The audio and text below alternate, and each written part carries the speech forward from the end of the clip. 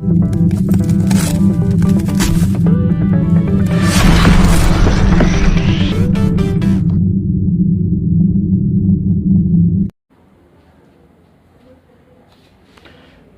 Viewers, कैसे हैं आप सभी।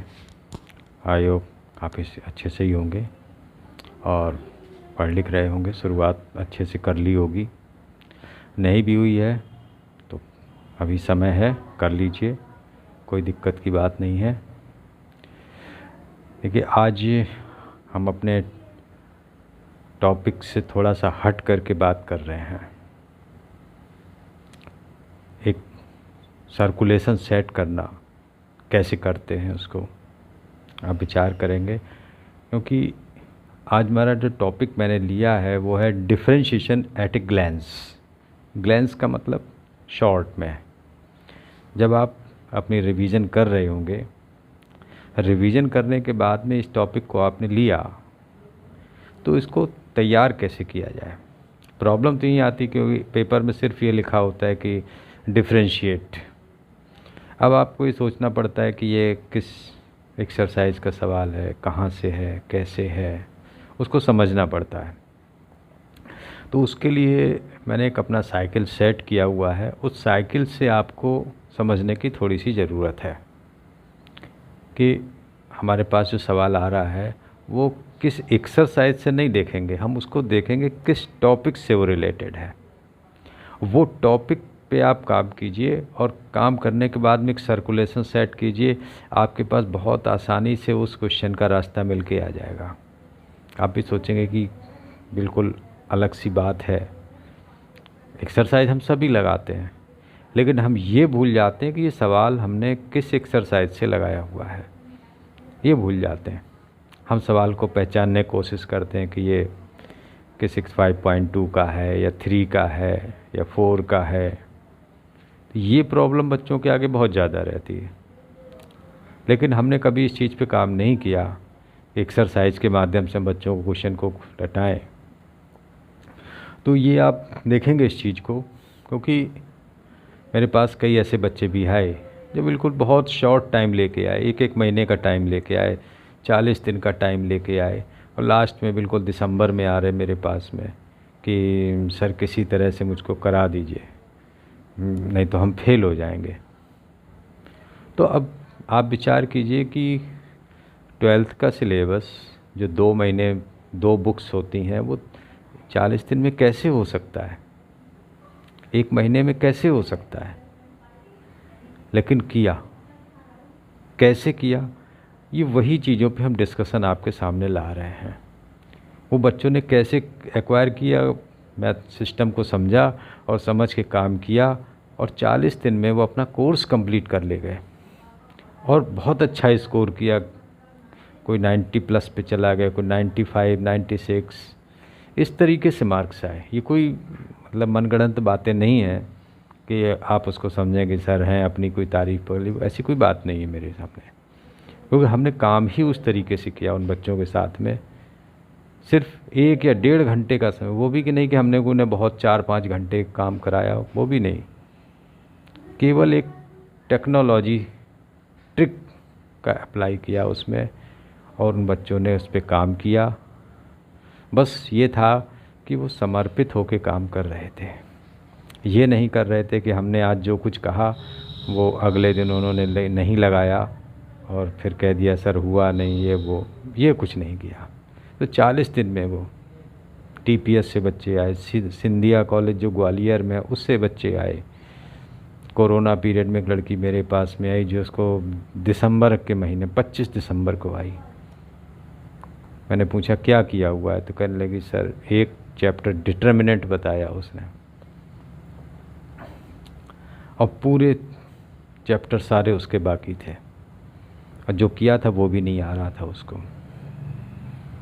मैंने पूछा टाइम कितना है, कि सर मुझको 30 जनवरी को जाना है। आप गौर कीजिएगा, 25 जनवरी को लड़की मेरे पास आई थी और 30 जनवरी को उसको जाना था। तो मैंने उसको मात्र 1.5 घंटे का समय दिया था। उस 1.5 घंटे में उस लड़की ने वो मेहनत की, और सिंधिया कॉलेज की थी वो, और उसने 95 मार्क्स गेन किए। कैसे किए?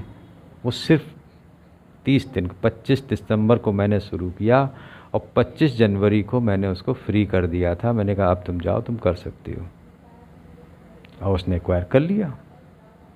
तो एक सर्कुलेशन है। बहुत टॉपिक्स में मैंने बहुत से ऐसे छोटे छोटे वर्क किए जिनसे बड़ी आसानी से आप चैप्टर को सॉल्व करके रख सकते हैं।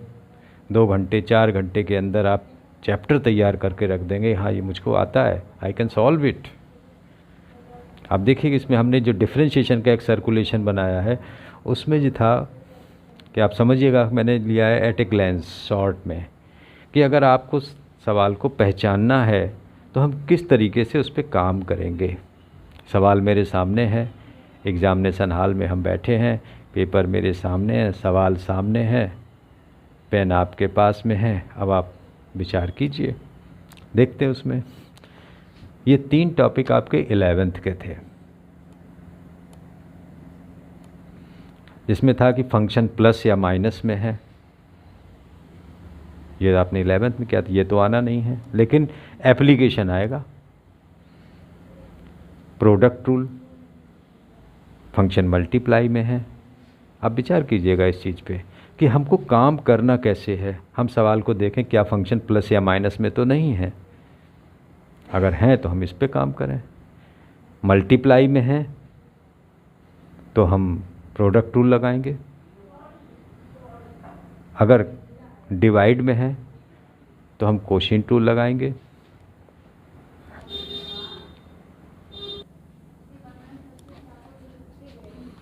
डिवाइड में फंक्शंस हैं, कोशिएंट रूल लगाएंगे।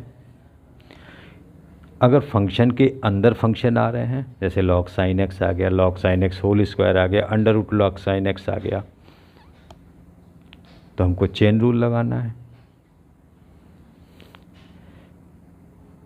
उसके बाद में ये तो बेसिक रूल्स हैं, ये आपके हर जगह आएंगे, जितने भी डिफरेंशिएशन के टॉपिक्स हैं उनमें सब में आएंगे ये।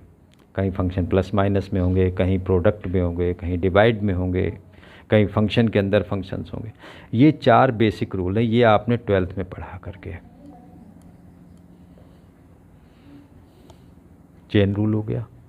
अगर आपने पूरे वीडियोस नहीं देखे हैं तो कृपया पूरे वीडियोस देखिएगा, आपको सारी कहानी समझ में आ जाएगी। Chain rule. इसके बाद में हमारे टॉपिक्स आते हैं, ये रूल्स हैं, इन्हीं से हम डिफरेंशिएशन करते हैं।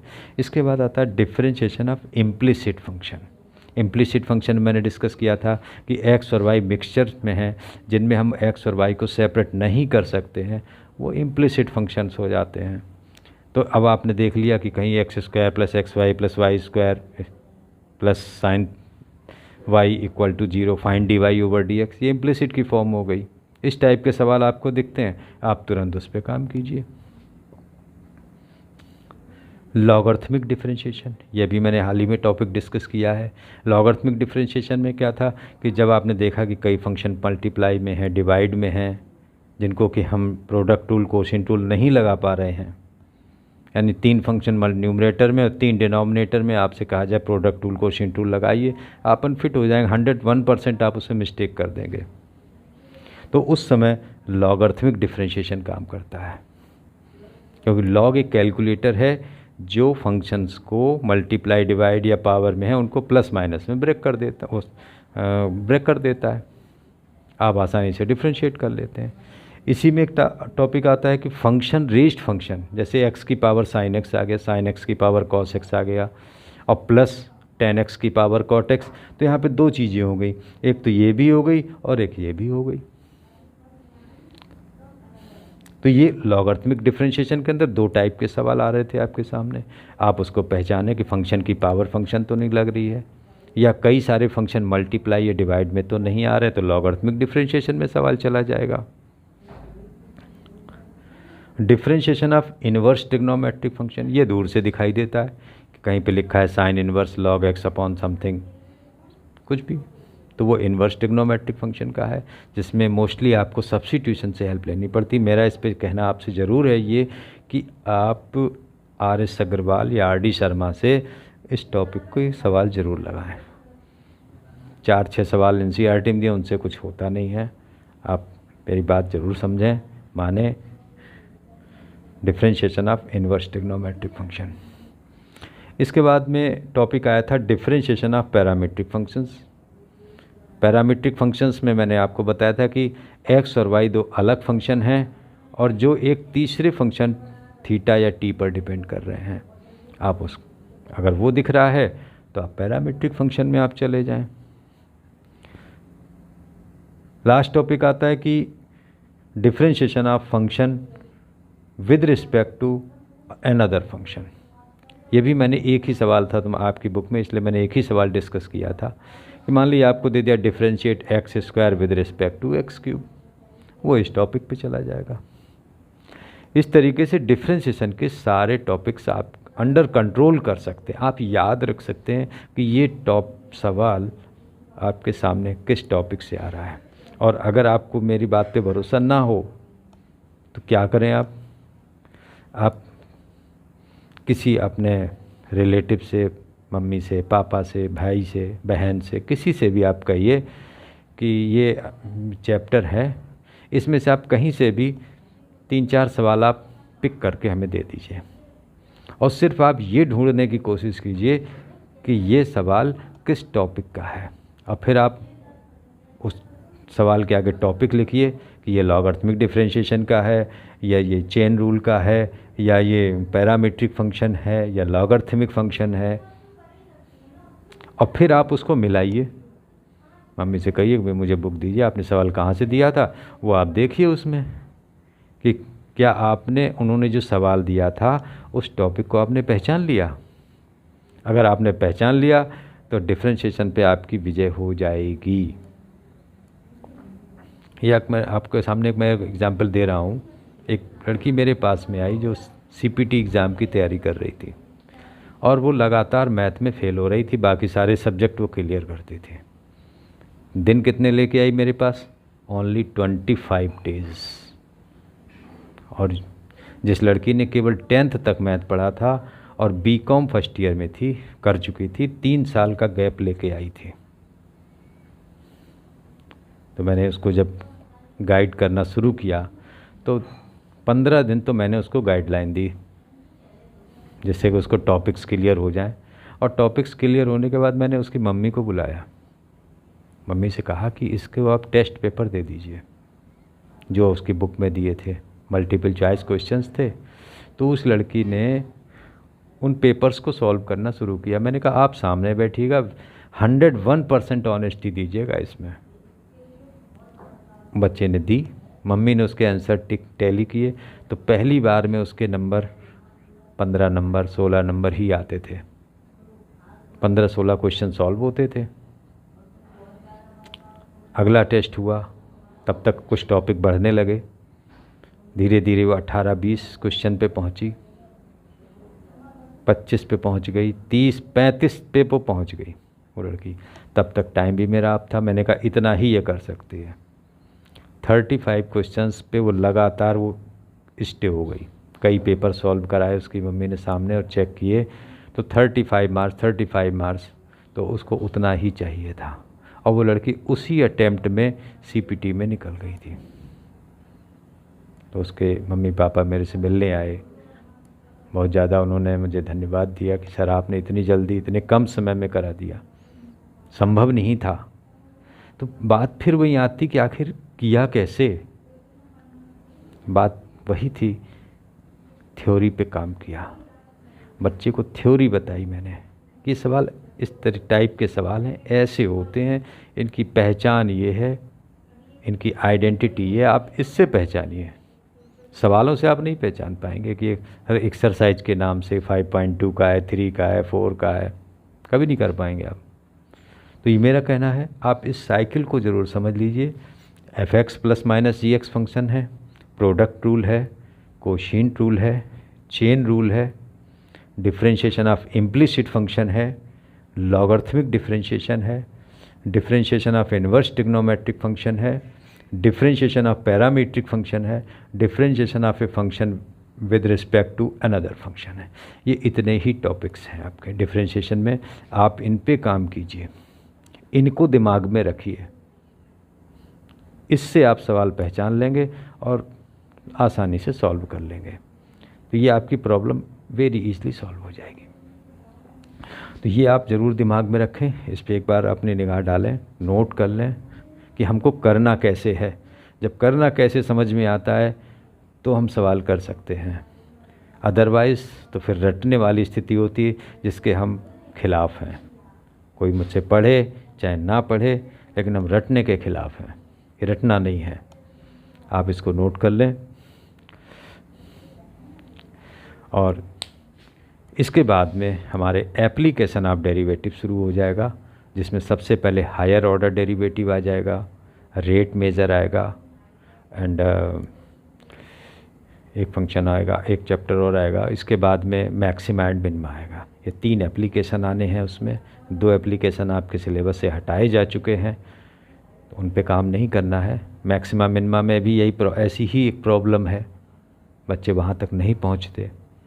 रेट मेज़र में जो प्रॉब्लम है, मैंने उसी पे काम किया। आप देखिएगा कि जब टॉपिक आएगा तो आप बड़े आसानी से मैंने 2-3 सवाल डिस्कस करेंगे आपके सामने, जो थोड़े से अलग अलग टाइप से हैं।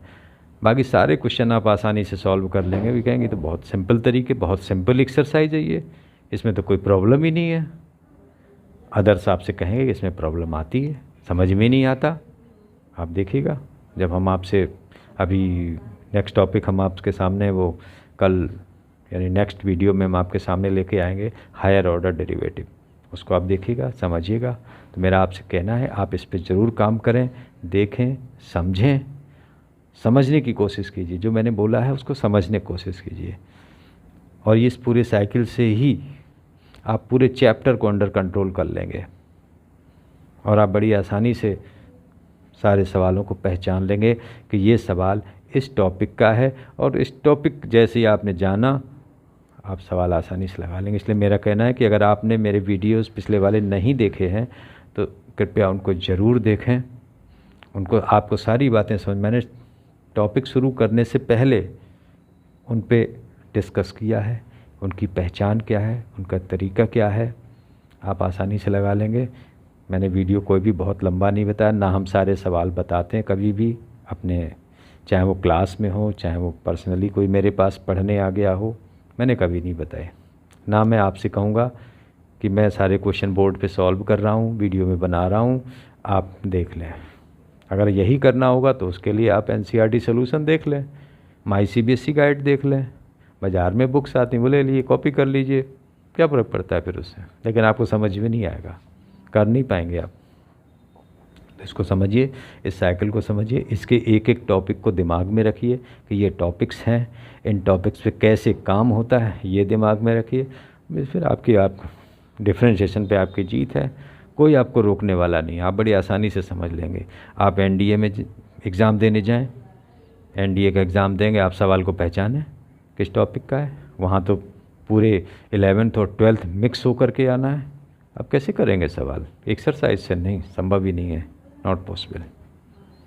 उसके लिए हम टॉपिक से बात करते हैं। आप टॉपिक से बात कीजिए, चेन रूल से बात कीजिए, इम्प्लिसिट फंक्शन से बात कीजिए, लॉगरिथमिक डिफरेंशिएशन से बात कीजिए, differentiation of inverse trigonometric function. ये आप थ्योरी जो उसकी शुरू में लिखी होती है, आप उसको थोड़ी देर पढ़िए, थोड़ा दिमाग लगाइए उसमें, और फिर आप ये कहेंगे कि मुझे तो एक्सरसाइज लगाने की ज़रूरत ही नहीं है। और यही सबसे बड़ी बात होती है कि हम ये कह दें कि मुझे डिफरेंशिएशन सवाल लगाने की ज़रूरत नहीं है, मुझे सारा मालूम है। कहीं एक आध कोई प्रॉब्लम हो सकती है, कोई ज़्यादा घुमा फिरा के सवाल दे दिया जाए, वो हो सकती है, उसके लिए प्रैक्टिस कर ली जाती है। बाकी सारे सवाल आप एक रेफ्रेशर बुक में ज़रूर जाएं, देखें, समझें कैसे होते हैं सवाल, उन पे काम करें। तो मेरी आपके साथ में ये एक टॉपिक के रूप में differentiation at a glance in short chapter 5 था। आप इसको समझें। मिलते हैं नेक्स्ट वीडियो में। Thanks for watching.